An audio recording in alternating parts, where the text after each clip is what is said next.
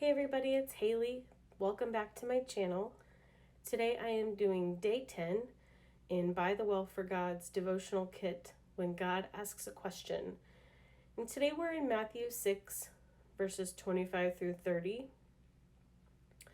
And it's talking about the things that are worrisome to us, that can cause us some stress or anxiety. And Jesus is saying, consider the birds of the air, the flowers of the field. Are you not of more value than they? Yet they are taken care of by their Heavenly Father.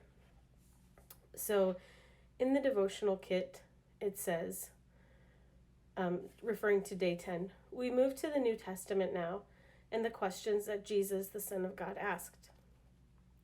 Matt Tebe, I'm not sure if I'm pronouncing that right, points out that we ask questions for information. We ask questions for answers. Jesus asks questions for awareness. And I thought that was a really, just a good point to keep in mind when we're reading through the Gospels, that Jesus does ask questions, but he's not unaware. He doesn't not know the answers.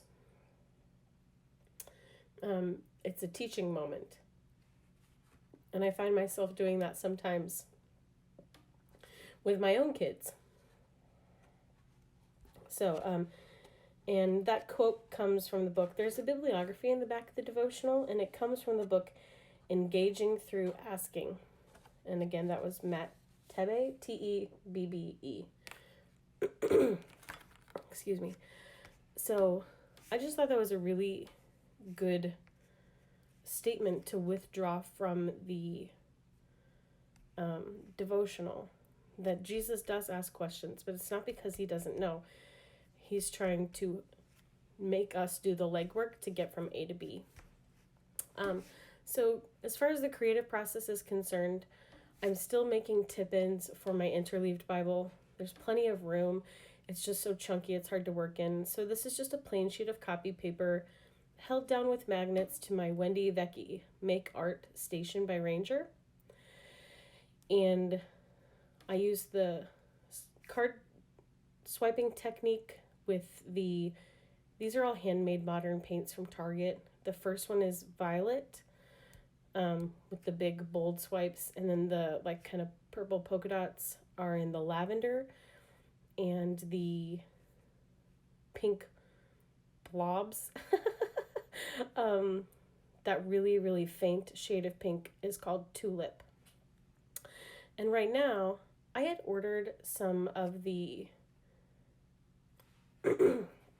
excuse me, what are those called? The ink blending foams from Tim Holtz and Ranger for my distress inks and oxides.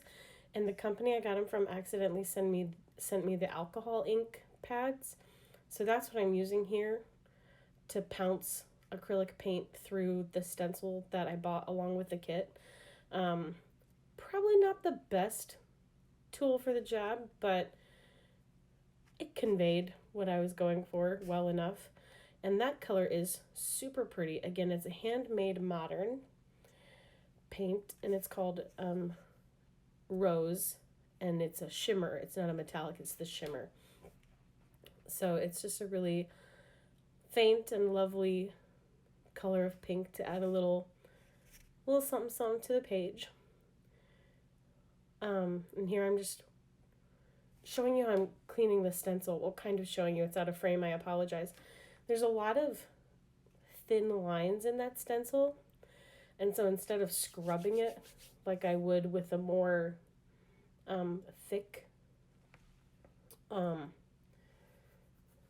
image or negative space, I just lay it on a folded in half paper towel, and then spray it really generously with water, and then fold the towel over it, and using downward pressure, rub on it that way.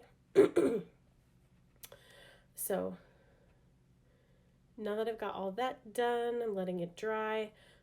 This is a really simple page, creativity wise. I didn't do a whole lot, but I did struggle with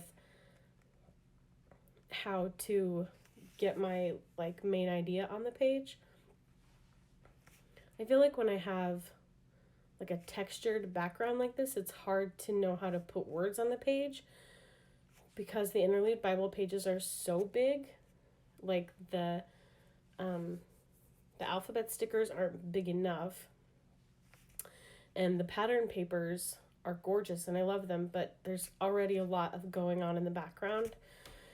So I decided I'll do some stamping to create a little more visual contrast and interest. So this is just StazOn jet black ink, and that's just one of the florals from the stamp set that came with the kit. And then here's that leafy branch thing. And I'm just going around in an odd number of clusters. So I've got 5.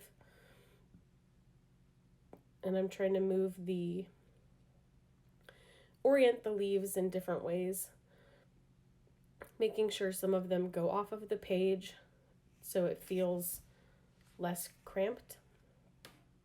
And then this thing cleans off pretty well. I'm really interested in the Tim Holtz glass media mat, but I have kids and they don't always leave my stuff alone. So I'm not sure if a big rectangle made of glass is the best idea. I want to see one in the store before I buy it. Yeah, so I'm just kind of making a patterned paper, essentially. And then I decided I'm just going to write Jesus Asks for Awareness. I don't do a lot of detailed journaling. I can pretty much thumb through my journaling Bible and see like my title or my main idea and remember exactly what I'm talking about.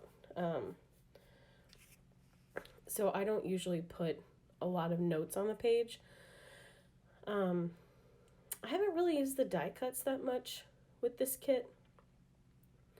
And I don't think I've ever used everything in a kit, but I try to use as much as I can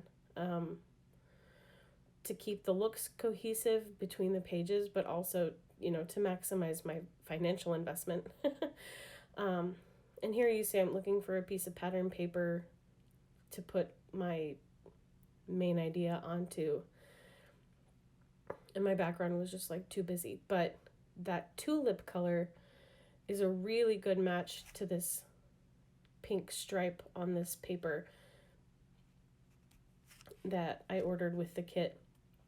So I'm just going to trace around it and then cut down.